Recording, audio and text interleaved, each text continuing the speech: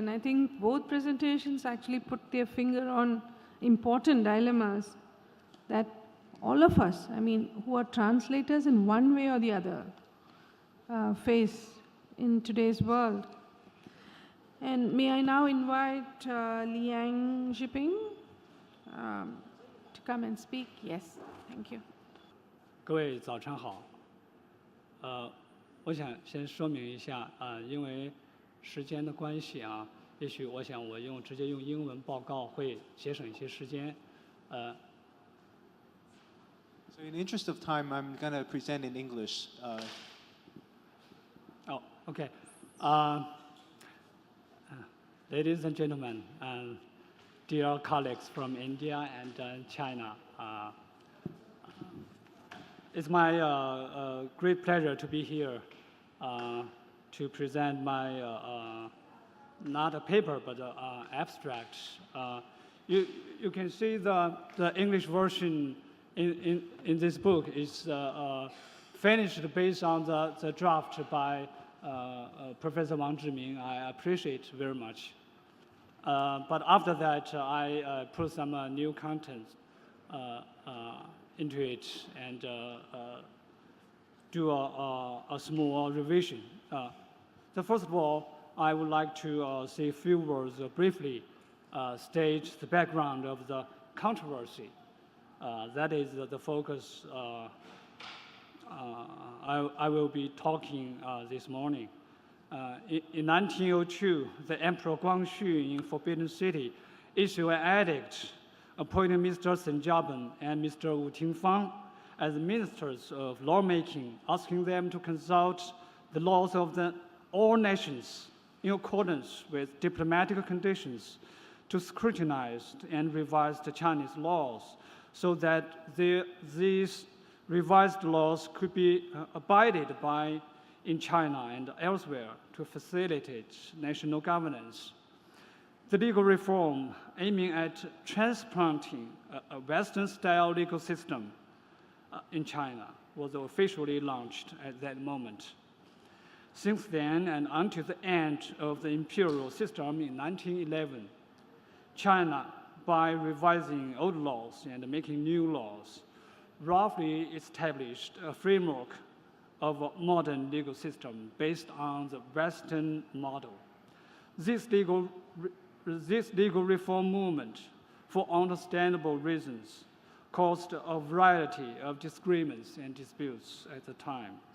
The most fierce and deep of which were the ones surrounding the making of new criminal code of the Great Qing, which were later called the controversy over Li and Fa. I'm sorry, that is the first one. Now, I will try to give a little bit further explanation of the two words. That's the issue of the translation. Now,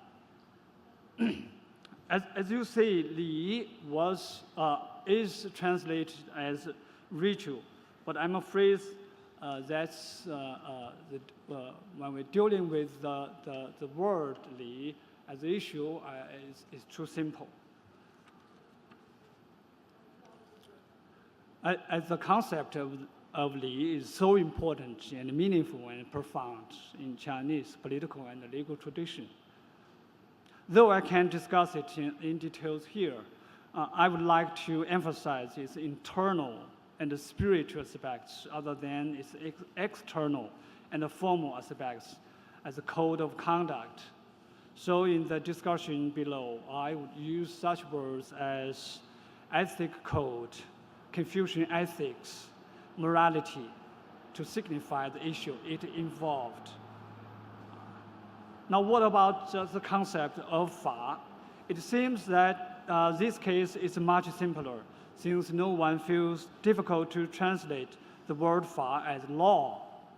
But in the context in late Qing, the use of the same character, Fa, actually means quite different things and may be highly misleading.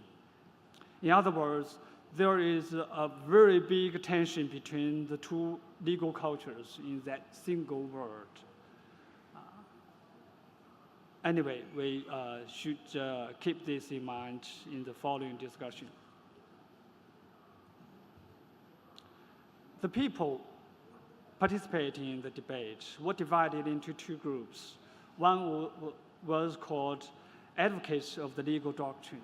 They include the Minister of Lawmaking, Shen Jiaben, and the officials who participated in the lawmaking under his leadership, including the legal experts from Japan. Behind this group of people stood Prince Qing, who was in charge of the business of constitutionalism at the time. The other called adherents to Confucian ethics.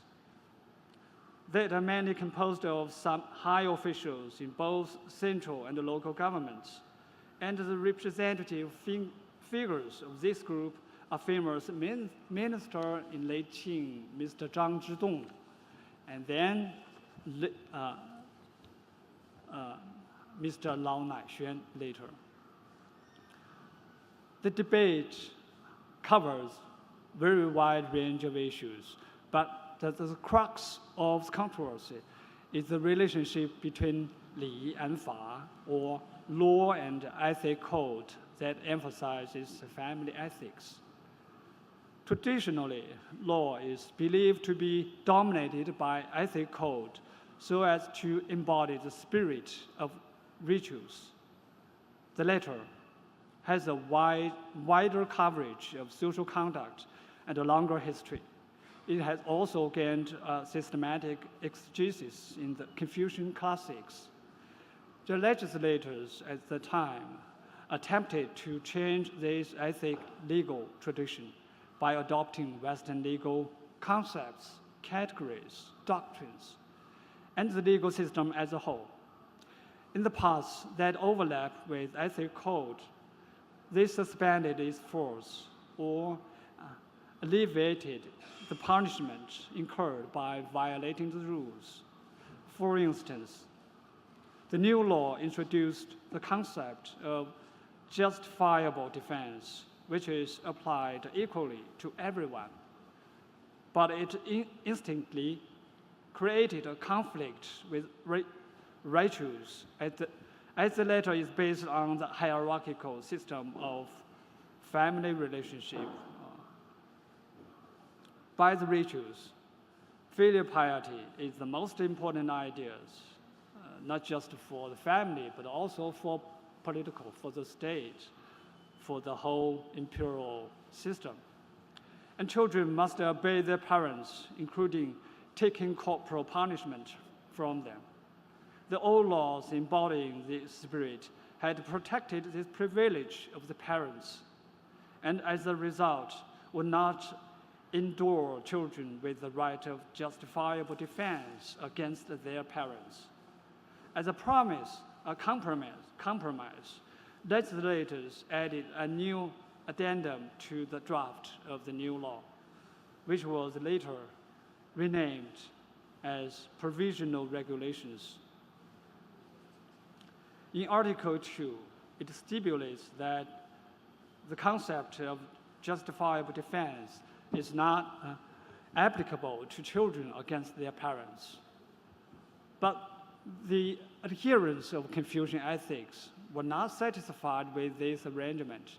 They insisted that this clause must be removed from the provisional regulations and put back into the main body of the new law. That is the first example.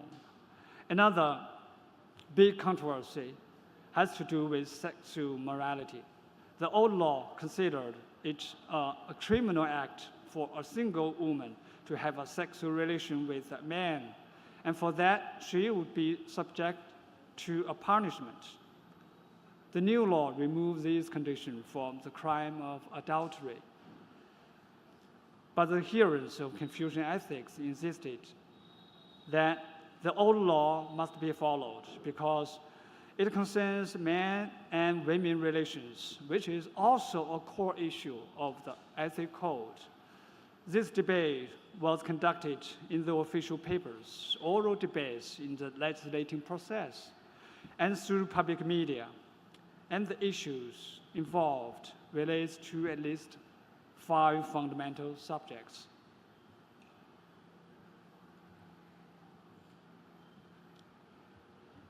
The first one is concerning the relation between the family and the state. That's one of the main issues Professor Sunger mentioned just now.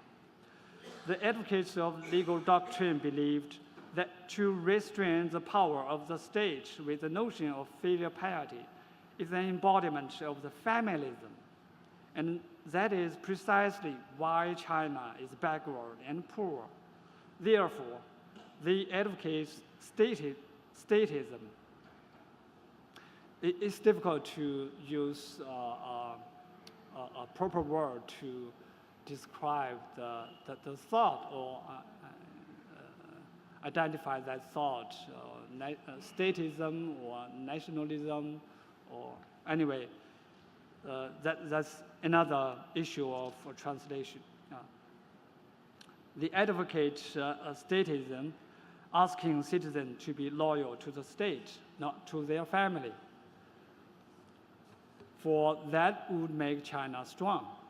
The advocates of Confucian ethics admitted that there is not sufficient cohesiveness in the nation, but they considered that to be the result of a traditional authoritarian politics and has little to do with the development of family organizations and the concepts.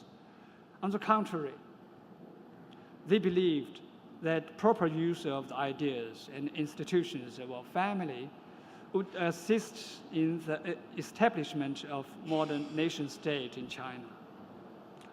The second one is about the relationship between morality and law. The advocates of the legal doctrine believed that morality and law belongs to different categories. While the former has to do with education and customs, the latter adopts forceful measures.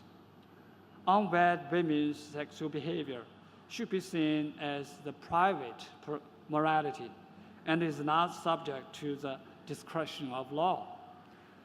The adherents of Confucian ethics admitted that morality and law are different things, but they are intimately connected, and therefore it is wrong to assume that morality has nothing to do with law, or education has nothing to do with punishment.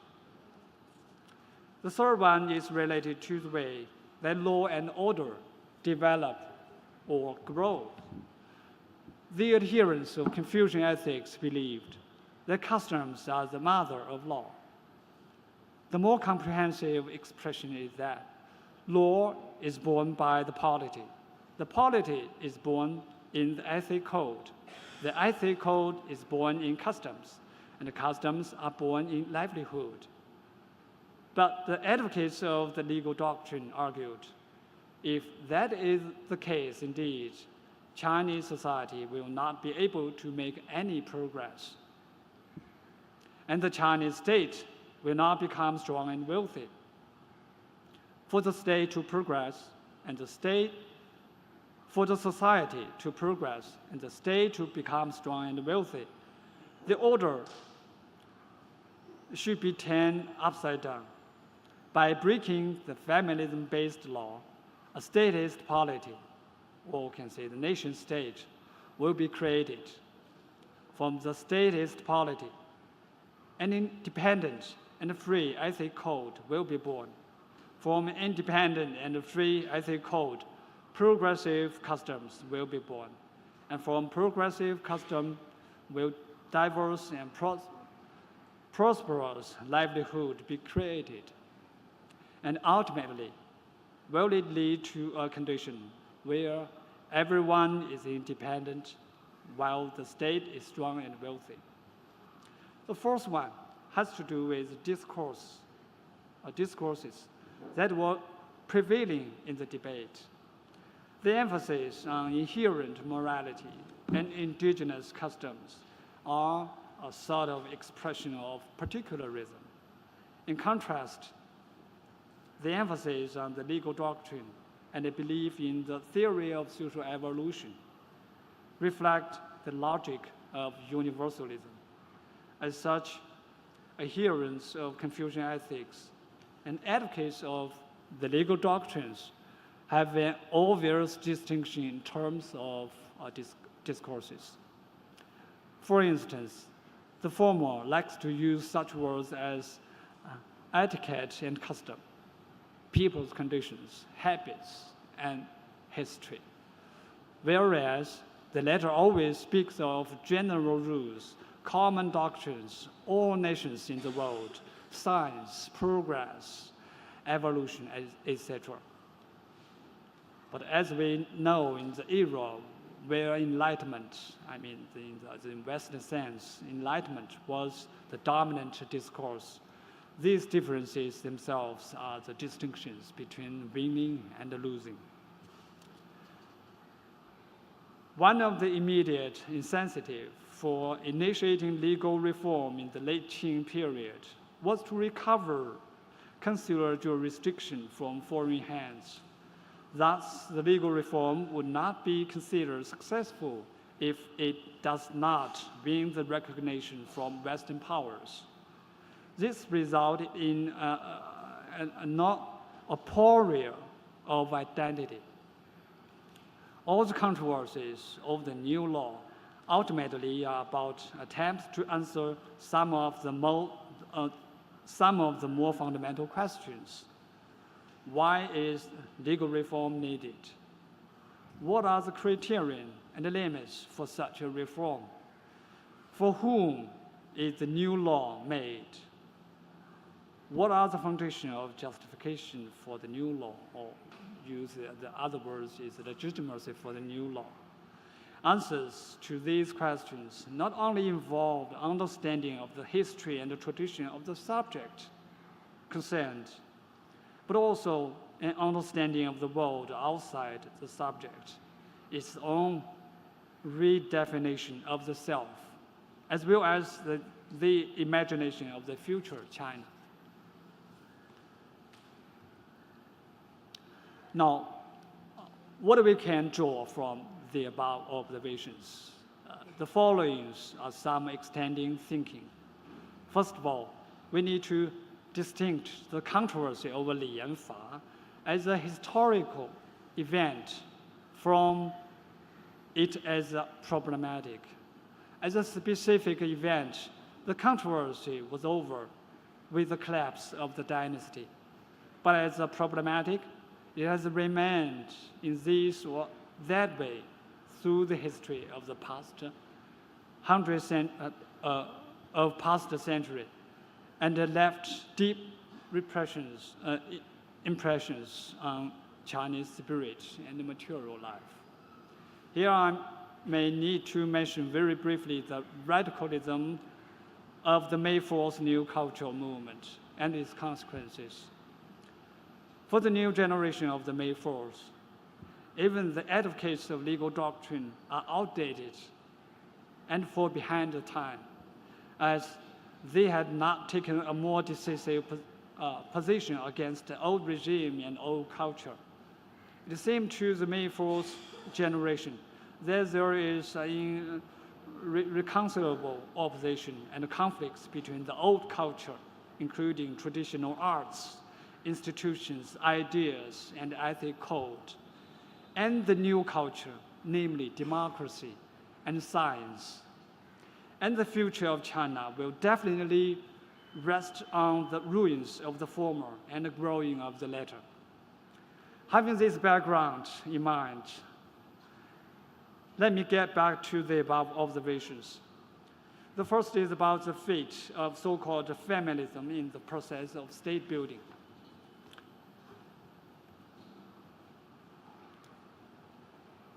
Late Qing intellectuals feel painful that Chinese only knew their families but not the state.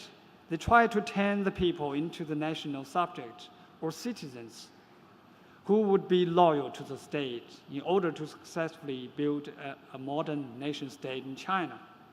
Therefore, they fiercely criticize feminism in the individual liberation movement that followed,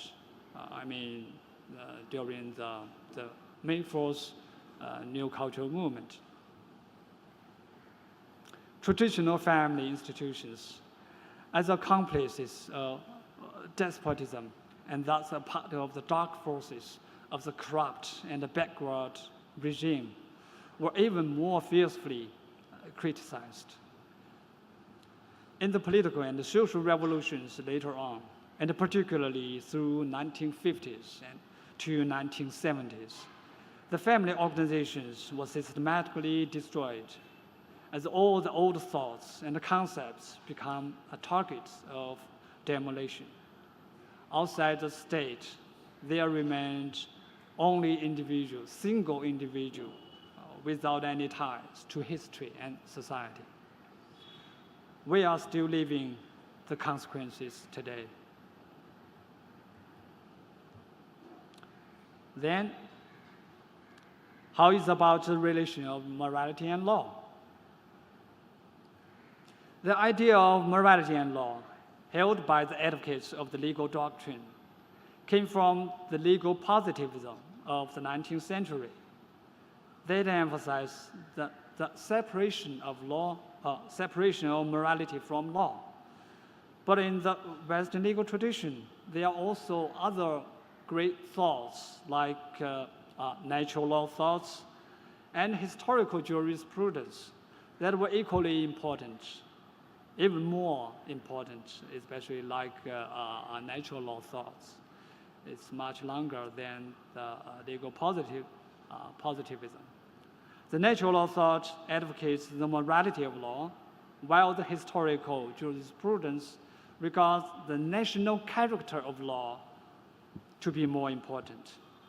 These thoughts can be used by the adherents of Confucian ethics to support some of their arguments, but this had not happened. In other words, the dominance of legal doctrine introduced to China during the late Qing was merely one-sided Western theory, and in a sense, the notion of law based on this partial introduction dominated the legal development later on and resulted in the serious ignorance of morality in legal thoughts and practice in contemporary China.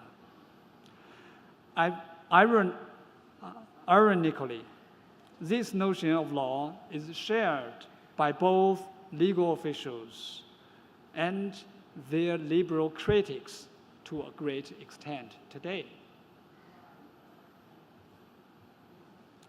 Now the planned social changes. The development of the Chinese society in the last century can be seen as a social change planned from the top down. The roots of thought in such a social transformation came from a belief that a small group of elites, like a party, had a grasp of the law of historical development and could represent the interest and the will of the people. This thought and its attending practices brought about a huge change in China, but some of these changes are disastrous and have left us very painful and profound lessons. One of the interesting things is that a transformation of discourse from particularism to universalism occurred during this process. As we know, Chinese revolution of 20th century and its attending ideology were founded on the basis of a universalist discourse. But as the revolution developed and completed, this universalist discourse is also being adjusted gradually towards the direction of particularism.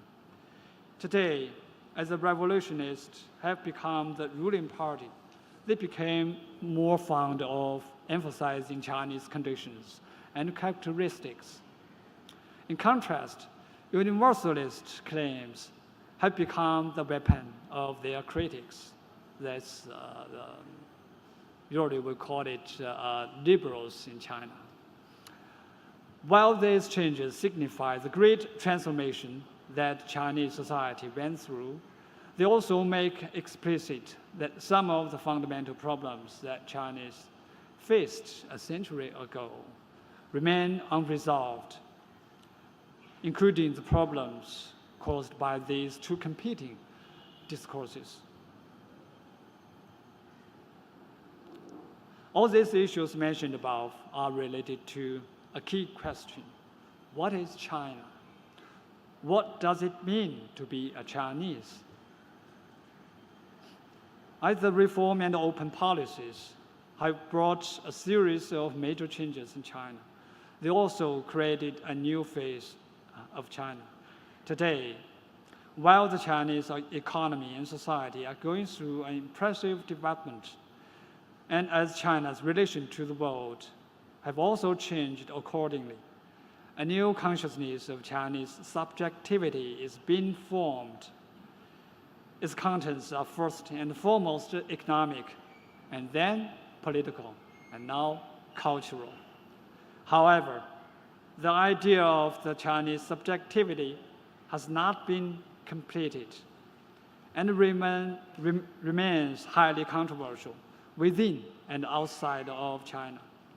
In this sense, we may argue that today's China, just like her predecessor a century ago, is still experiencing the big social transformation and civilization reconstruction. Hence, our visit and reflection on the century-old LIANG debates are still significant. That is my presentation. Thank you very much.